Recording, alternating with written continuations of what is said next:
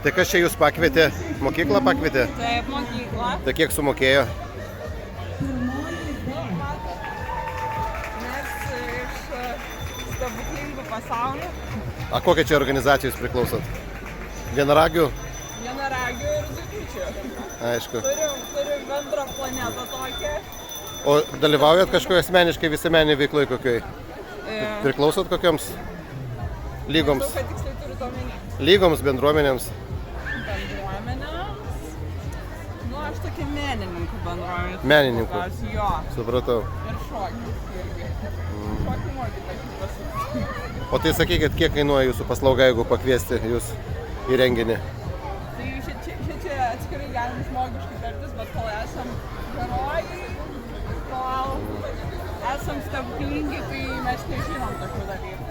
O jūsų organizacijos nariai dalyvauja kažkur, tai irgi kitose mokyklose rugsėjo 1 ar ne? Taip, šiandien labai daug turim. Tai visose mokyklose Vilniuje vienaragiai, taip? Turim daug korupėjų ir žmogus voras ir sonikės. Aišku.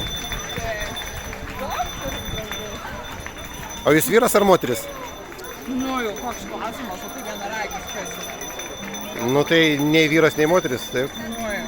Ar kaip? Na, aš vienaragė, tai aš moteris, taip. Aišku. Nu, ačiū Jums už interviu.